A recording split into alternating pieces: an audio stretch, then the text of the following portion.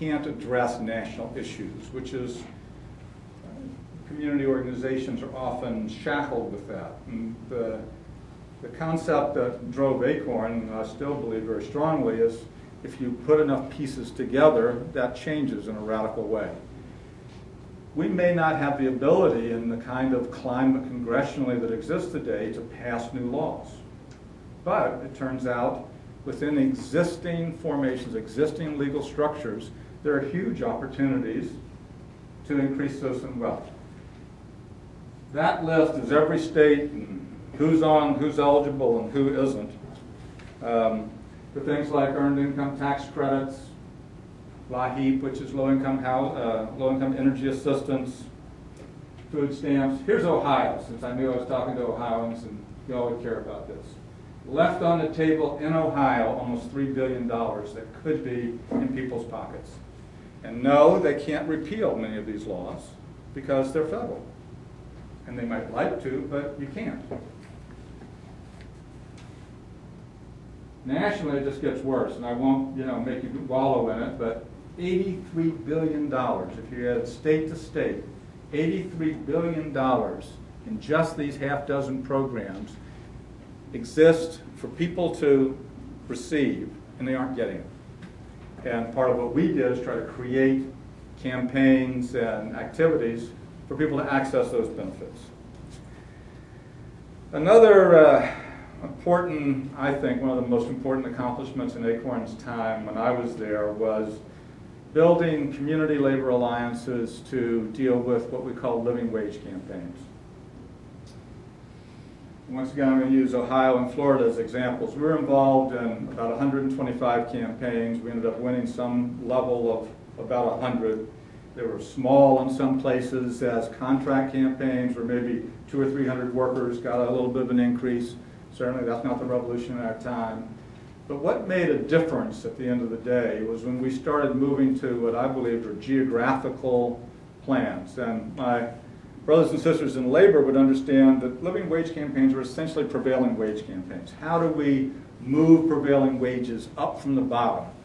And although this was hard to sell to some unions because you were getting benefits without the benefit of collective bargaining, for unions and community groups to come together to move this made a huge difference.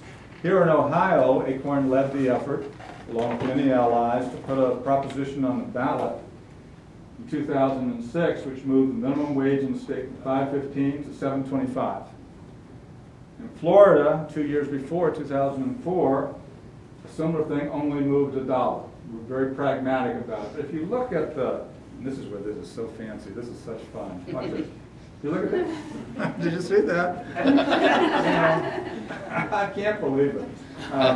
You look at the number of workers. Look at that. 500,000 workers, Ohio, got a raise from this bad boy. 750,000 in Florida. And Florida's a temperature a lot like this. This is where Ohio people go, Florida. And part of the reason they're going might be. The bottom line, let me do this again. $1.3 billion just winning that as soon as it went into effect. That increase, of course, was $2 an hour. If you happen to be working full time, that's a $4,000 raise. I hate to tell you the number of union contracts I've bargained. Maybe other people would be honest or not honest about this, but there's a lot of contracts I've bargained where people don't get $4,000 in a year from that contract. I know it's hard to believe. I know it's hard, but I'm willing to tell you that this is the truth. In Florida, $2.2 billion. And this is a gift that keeps on giving because they were indexed, not like the Federal Minimum Wage and Fair Labor Standards Act, but every time inflation moves, and there's a check on CPI every year, it bumps up. So what we want in Florida, let me see if I can go backwards, 615 is now somewhere close to $8 in Florida. These are hard campaigns. They don't say pretty things about you. But it delivers for your members, it delivers for the constituency. It is part of the promise of what community labor coalitions can really build. And that's part of why I believe that these kinds of coalitions can be so important. If you looked at Acorn campaign victories in a 10-year period, there was a couple of years where we got some dollars from foundations and CCHD and this, that, and the other, and they wanted to look, well, what does it really add up to have a community organization, membership-based community organization? Well, we got a professor, because there are a million professors looking for this kind of work. Look at everything, tell me what the benefit is. 10-year period, even before the biggest of our minimum wage victories in 2006, where we won 6 or 7 that year, $15 billion. We're talking about income transfer. Income transfer from corporations and others to the lowest income working, these are working families, minimum wage obviously. 15 billion, 6 billion of that was just on minimum wage campaigns. It's a big stop sign, brother. So unions, I believe in unions, I believe in collective action, I believe in organizations. So of course I believe in unions. And the problem with unions is that institutional labor has become essentially minority unionism. The density now is 12% roughly, which means 88% are unorganized for the 12% that are organized.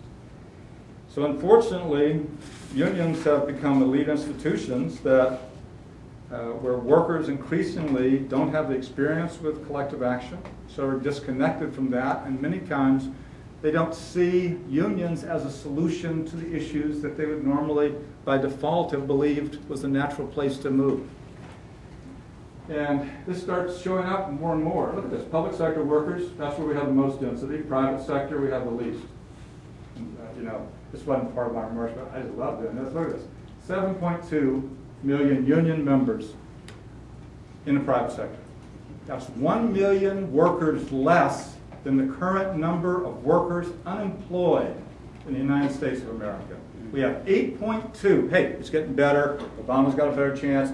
Unemployment is improving. 8.2 million, and that's statistical. I'll let others talk about how many people really might be unemployed. We're talking about statistical unemployment. There's a million more people are unemployed than are in private sector jobs paying dues to unions. But that'd be 104 million plus or minus private sector that are out there to be organized. Even in the public sector, and obviously the pushback in Ohio, Wisconsin, Indiana, it goes on and on. There's still 13 million of those unorganized. So that's my argument. Let's build a majority-based organization, association, union, community, worker coalition, whatever you might call it, that looks at how you build an organization among 100 million that are unorganized. There's no competition there. But is there a structure, a strategy, a plan to move forward there? And yes, will that model work, or how quickly can I get out of here? Well, in fact, I would argue, and when we get to question and answers, I'll actually debate with anybody, the single categorical success of labor organizers of my generation over the last 30 or 40 years has in fact been successfully creating unionization among informal workers that were home-based. Home health care workers and home daycare workers. And those two categories of workers joined, often in drives led by ACORN, led by even the United Labor Unions, which became later part of SEIU, sometimes not. We got SEIU, not only SEIU, but AFSCME, CWA, AFT to all join us in drives around home daycare aids. The single largest election in New York the last 50 years was one we ran for the AFT, and one with 45,000 home daycare workers that are now under contract. So can it work? Yes, it works among informal workers in certain situations. But it depended on an old school strategy, which is not popular. And that's one where members actually have to create an organization, pay dues, and support the organization during the organizing, sometimes, frankly, for years. And at the point they build enough power and traction, then they're able to think about representing other workers. Eventually, at that point, they have enough density within that job classification or within that situation. They can talk about entitlements, which may be benefits or